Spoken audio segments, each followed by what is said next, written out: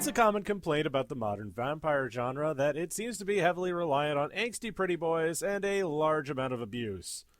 And if you were expecting anything less out of Diabolik lovers, don't worry, this show provides everything you would have easily gotten out of Twilight or 50 Shades.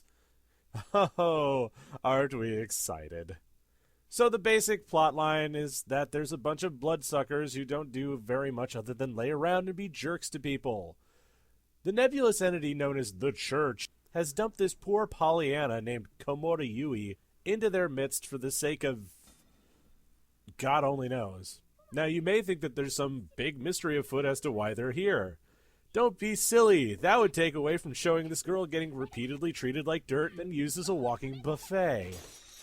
Alright, so let's talk about our cast of douchebags. We have Jackass, Red Pill, Shitlord, Asshole, Fucknugget, and the Shota. No, I don't care what their actual names are. They're all garbage. Need proof? Check out some of this dialogue.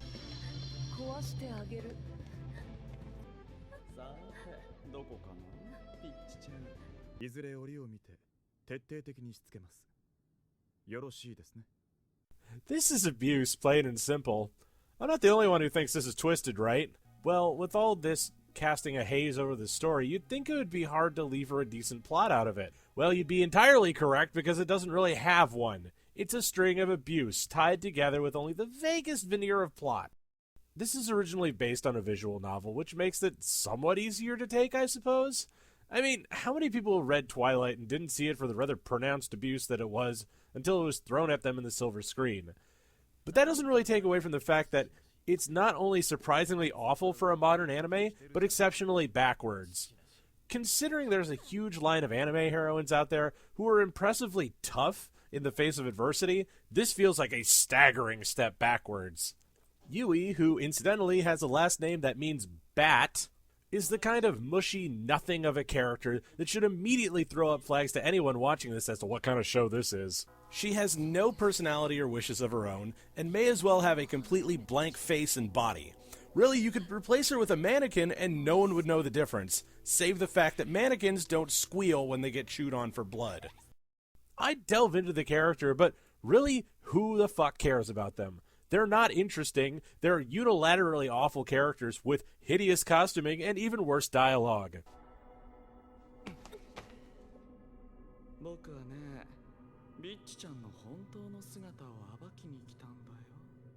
Yeah, great. You want to slap a milady on there, Fedora boy?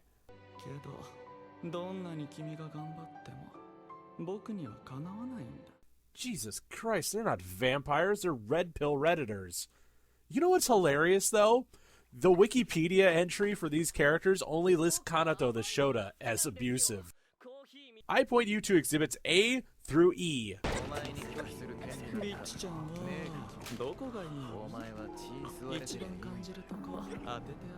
Am I making my point clear? Now hang on real quick, I've got something I gotta take care of. What's up, bitches? It's time for another episode of Fashion Trainwreck. Like, okay, I get your Hot Topic fucking goth wannabe bullshit, but you look like a Green Day cover band gone wrong. And did you steal that sweater from your mom's closet? Seriously, they look like a K-pop band, except like one of the bad ones. Like, shit. Cindy, what's that K-pop band you really like? No, the one that sucks. God, Sid, you're such a fucking bitch.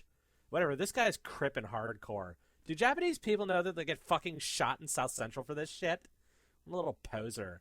Seriously, I know they're supposed to be, like, cute and shit, but who cares how hot they are if they look like that one asshole goth kid who sits in the back? Alright, now that I've got my set all put together, it's time to play What Do You Do with Prophet? Say hi, Prophet. Hi, me. Now, before we get started, would you call yourself a liberated woman? As opposed to what? Someone chained to the stove? Yeah, that'll do. Okay, so here's the situation. You're in a giant house with 6 attractive men who all want to treat you like crap and suck your blood. Do you A, find the nearest candelabra and start setting the curtains on fire, B, jump out the window, or C, take it? Find the nearest candelabra and set the curtains on fire. Failing that, jump out the window. Good answer. Next question. One of them starts calling you Bitch-chan. What do? A. Rip his lungs out with a rotary saw. B. Slap him until his face falls off. Or C. Just take it. A. Rip his lungs out with a rotary saw. Anger management much? Would you do any less? I mean, really? No, fair point. Last question. The Shota takes your backpack and puts it on the roof because you didn't follow his orders. What do? A. Push him off the roof. B. Beat him within an inch of his miserable life. Or C. Just take it. B. Beat him with an inch of his miserable life, and then we'll see who starts giving orders. So your solution to being mistreated is... brutal, horrific violence. I don't have to take that crap, especially not for some fang-faced bloodsucker, and neither does anyone else. I know that Yui in the show is supposed to be a sweet, innocent girl, but so is Homura, and look how that turned out.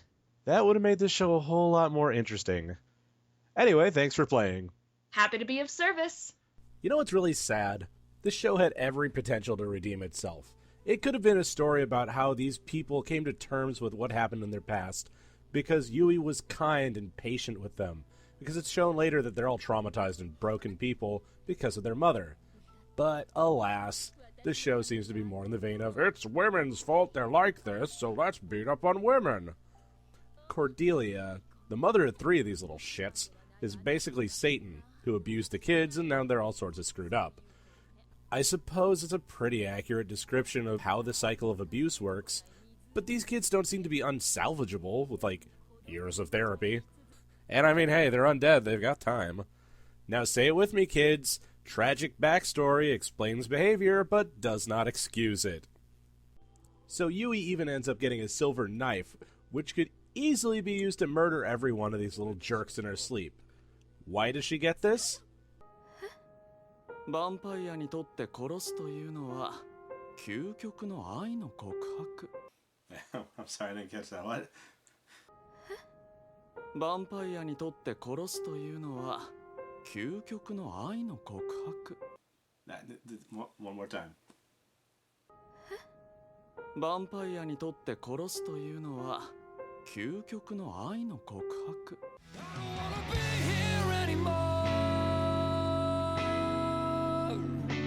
I don't wanna be here anymore. And let me just say that while I'm not blaming Yui for getting kicked around, it seems to me that now that she has a weapon capable of doing real damage to them, sticking around is a really obnoxiously bad idea.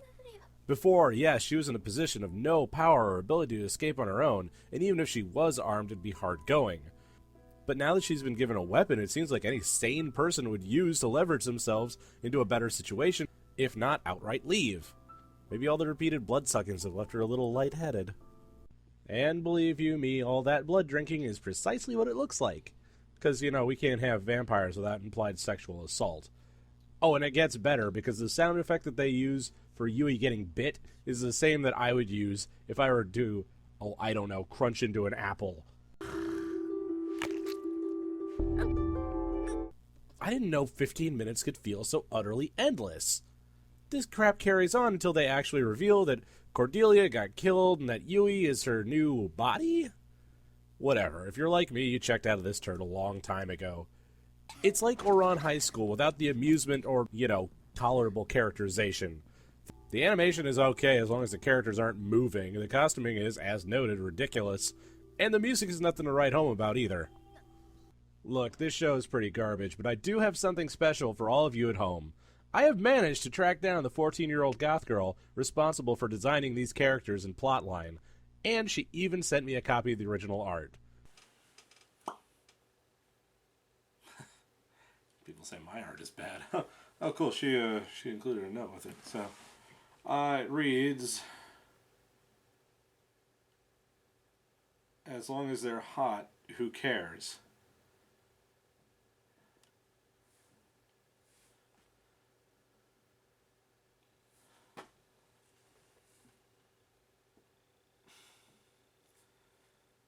This is what permeates this entire show.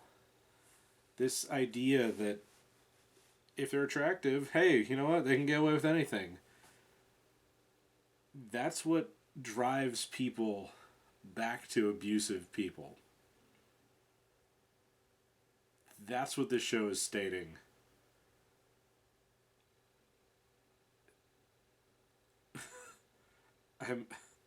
Me, of all people, I'm speechless. Look, I'll lay it out on the line for you folks. This is probably the most philosophically vile, wretched show I have ever watched in full for this series. I laughed through MD Geist.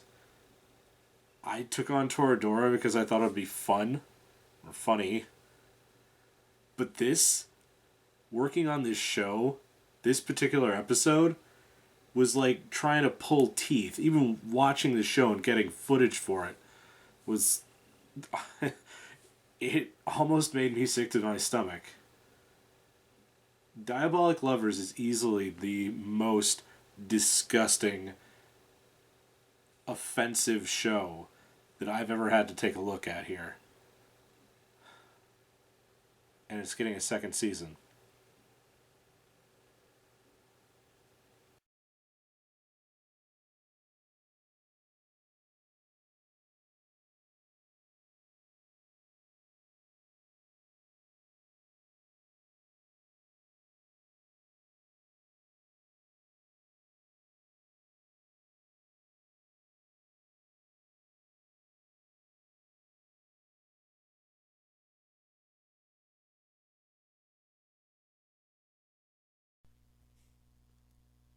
Y'all need Jesus! If you like what you saw, consider donating to my Patreon to get early access to all the new vids as they come out. And as always, thanks for watching.